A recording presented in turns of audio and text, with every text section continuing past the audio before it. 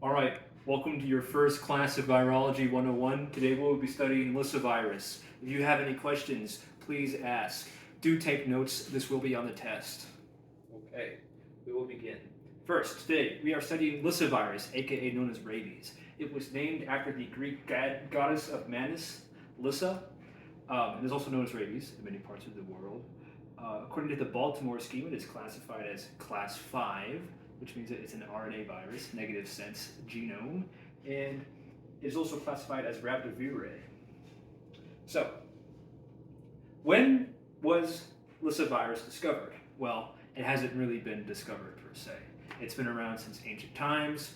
The earliest known record of it was from 2300 BC in Babylon, which was a stone tablet tracing a strain of cases to a dog bite. There's also some historical rumors that back in that day you had to pay fines if your dog was responsible for biting other people.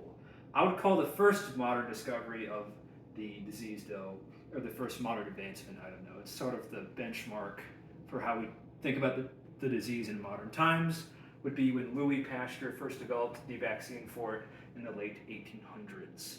And here is Louis apparently developing vaccines, hopefully.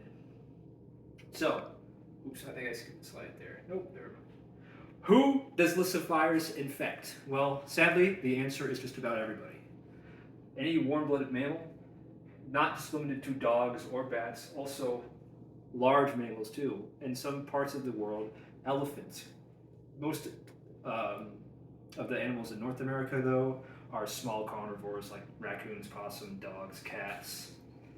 Humans can get it too, although the main hosts, or the populations that serve as reservoirs for the diseases, would be dogs and bats mostly. Signs and symptoms.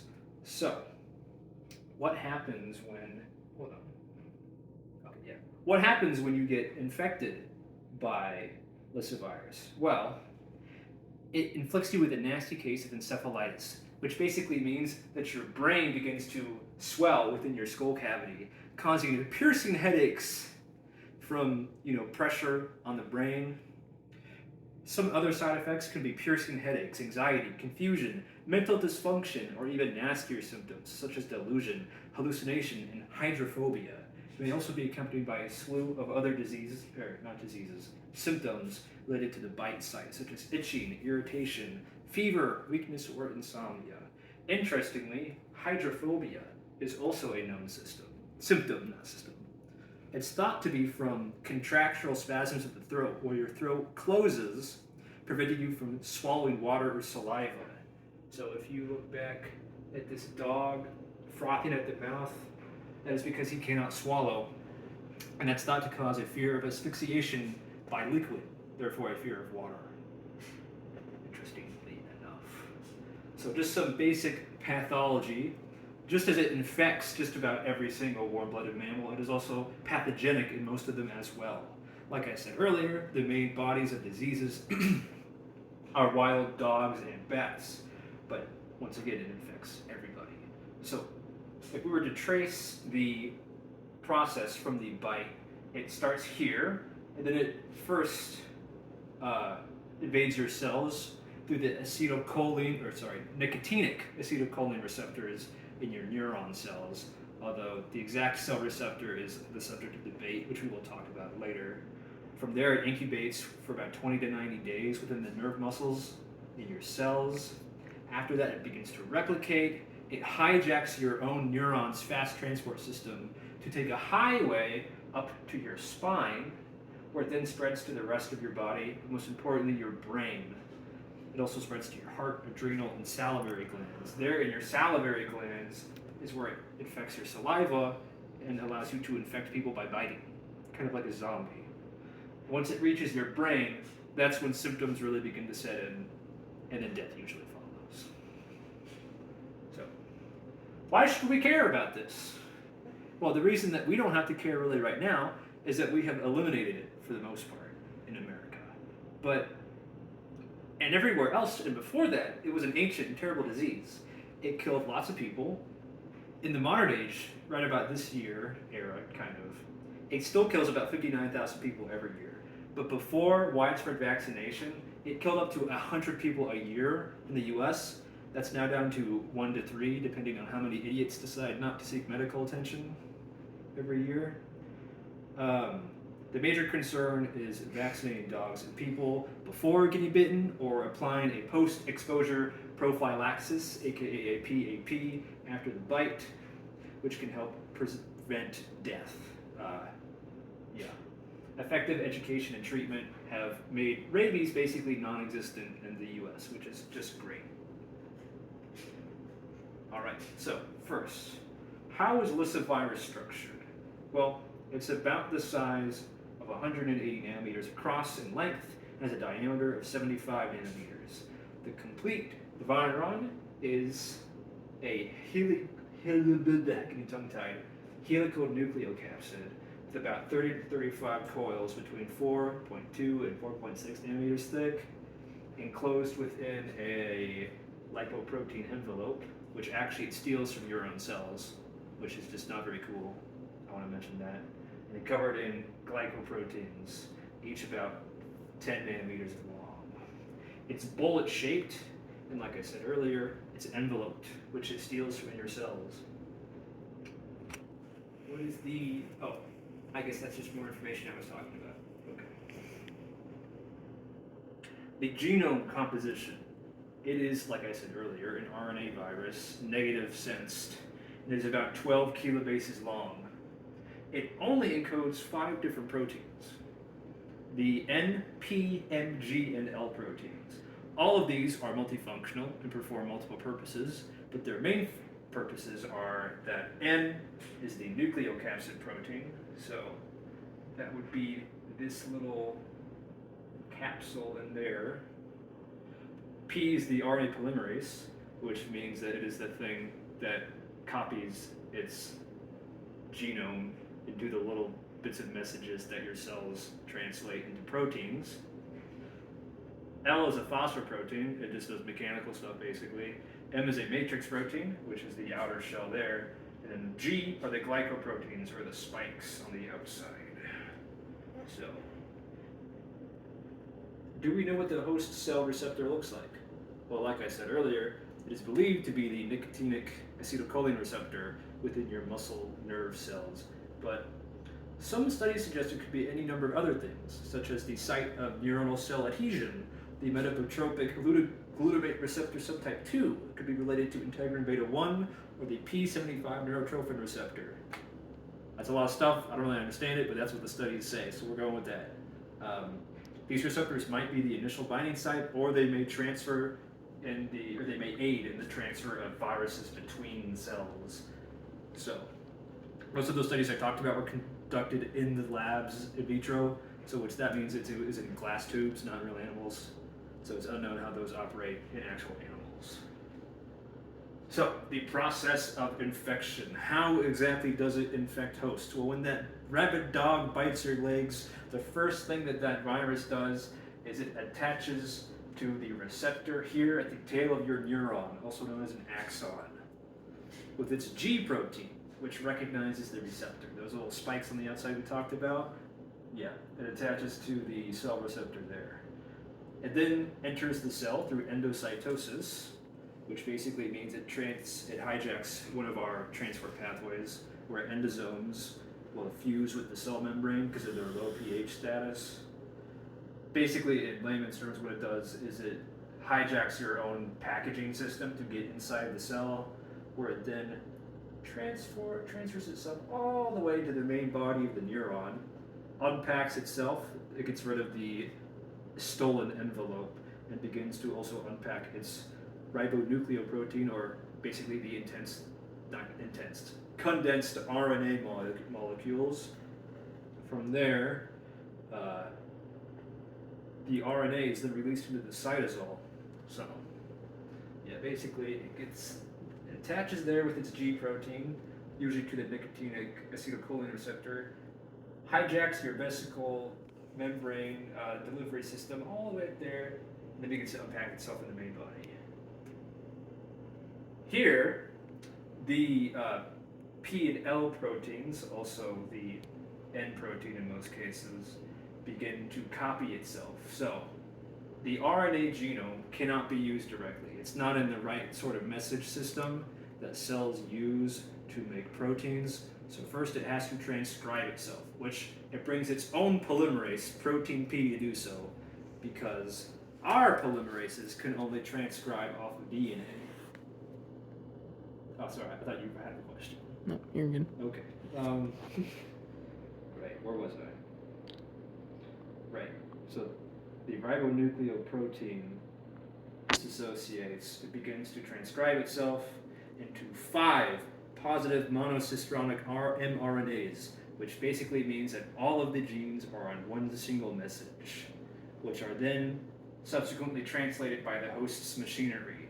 So our rabies basically goes in here, gives us the order request, and we make it stupidly, because our cells don't know better, into proteins. And then after that, it transcribes its genome one more time into a positive strand copy of the viral RNA to serve basically as a template for its own RNA genome again. Because the way it works, positive, negative, there's some complicated machinery in there, but basically it has to make a positive sense version of its own genome to translate, to replicate its genome so it can make a new one to package into new viruses. And then packaging and release. So those same proteins that performed the transcription and replication now begin a packaging complex. Basically, it all packages it into that same helical shape from earlier, the RNP, ribonucleoprotein, if you recall. It was this little bit here. Now that all the genome and proteins are made, they all assemble into that helical shape.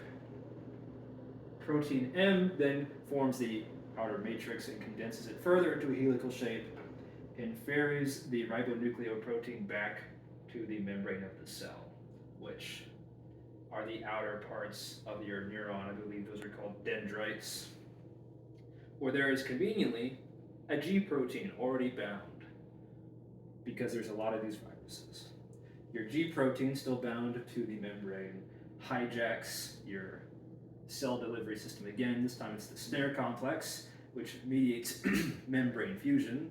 M and G then interact together to release a little package that buds off your main cell. We call it budding because it steals a bit of outer membrane that forms that envelope that I said it had stolen earlier, and that's how it gets out too. It just goes through a vesicle right out through there and then escapes with a part of your own cell, like the little rat that it is. Question? So it's stealing the membrane is kind of like disguising itself, and that's why the body doesn't automatically get rid of it. In simple terms, yes. But after you get it, your body knows better. In most cases, it will recognize either that RNA sequence that invades you, or it will recognize the spike protein G. And it's basically after you get infected the first time, your immune cells go, hey, this ain't one of our cells. This guy's full of garbage. Like, get him, beat him up. Yeah. But yeah, that is part of its disguise. But also, because of the way molecular interactions work, like forces can only work with like forces. So one of the main reasons it's able to absorb into your cell to begin with is because it's made of the same piece of wall. It's like putting a brick into a brick wall, right? It just is able to go right in, and then it unpacks. But yeah. So there's a little distinction we need to talk about, and that is whether or not it is a lytic or lysogenic virus. Basically, lytic viruses will invade your cell, replicate a bunch of times, steal all of your resources, and then it pops like a balloon and spreads new viruses everywhere. Where lysogenic viruses will actually take their little rat DNA or their little rat genes and insert them into your own genome, where when you replicate your cells, you will replicate the virus with it. Now, that's kind of scary. And what's even scarier is that Lyssavirus or rabies is somewhere in the middle. It's technically considered lytic because it escapes through budding, which is that process we talked about where it pinches off through your neuron with a little bit of stolen membrane. but it doesn't actually integrate into your main DNA, so it's only referred to as lytic. Interesting enough, rabies does not even really damage the neurons that it infects. It just sort of like makes them dysfunctional. Some studies suggest that there is some damage. Those were done on mice, but for the main part, it's believed that your neurons function pretty well or just badly without dying outright when they're infected. So most of the time they stay alive, and that's also why it's so dangerous. Lab culture. So we discussed a little bit of lab culture. So the best way to culture Lyssavirus for study is through animal cell culture. So usually it's done through immortal cell lines. Have you heard of that woman, Henrietta Lacks, I think is her name? She had like a cancer that they took it out and it grows forever. And it's still growing in some places and they keep injecting it with like different random stuff so they can study it. Basically what they did for a study where people were studying Lyssaviruses, they took a baby hamster, took one of its kidney cells, took it out, messed with the genes to make it immortal, and then they were using those immortal baby hamster cells to culture Lyssavirus. So instead of being in a real person, they injected it into this isn't the same hamster, but some poor little hamster's immortal kidney. And it is worth noting that Lyssavirus is not particularly useful for any kind of research. There are some people that suggest that its existence and like threat and pressure on the human race was a good kickstart to good old virology studying. You know, what does this virus do? How does it work? All that business. But in any practical sense, it's not really useful. Unlike certain other viruses, which you can use to insert genes into cells and other stuff like that, complicated business, Lyssavirus is just kind of dangerous and does not really do anything else. Now, is there a monetary cost associated with this virus? Yes. What is it? I will tell you. So studies indicate that Lyssavirus causes a global economic burden of up to $124 billion every year across the globe. Part of that funding count was through money lost from people it kills. But a lot of it is also from governmental spending, efforts to vaccinate wild animal populations, treatments for vaccines and for PEPs, and also just disability and injury as well from infected people. Now, most of this money comes from poorer nations, less developed nations in the world, where medical treatment is not as available, but a larger portion also comes from developed nations with federal efforts to immunize wild populations. Texas started administering oral vaccines to wild dogs, and that really helped reduce the population there. So federal spending does go to national efforts like that. But another major amount of money comes from human vaccine and post-exposure treatment, which if you don't get your vaccine and you need to get the PEP, that could cost you up to $3,000. So don't get bit by any bats, and if you do, hope that you have health insurance. Most of the world is infected with that. Yeah. So, have we made any attempts to stop this virus? Yes.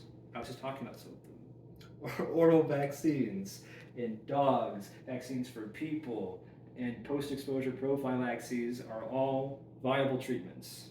But the intervention has not eradicated the presence in less developed nations. It has in some of ours. And another thing that helped also is cultural awareness now. Before I told you about rabies, what did you know about rabies?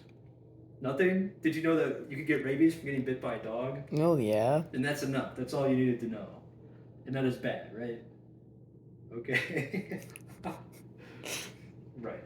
So, yeah, it's not hopeless. There are treatments available, all that business. And just make sure to get your PEPs in a timely manner if you're bitten, because if you wait too long, you will die. That is the end. Here are all my works cited. I'll flash those multiple times for fun. I will also be posting this presentation in the assignment box in case whoever grades this actually wants to click through all of those. So thank you for listening, class. Any notes or questions, smart comments? No, you're welcome.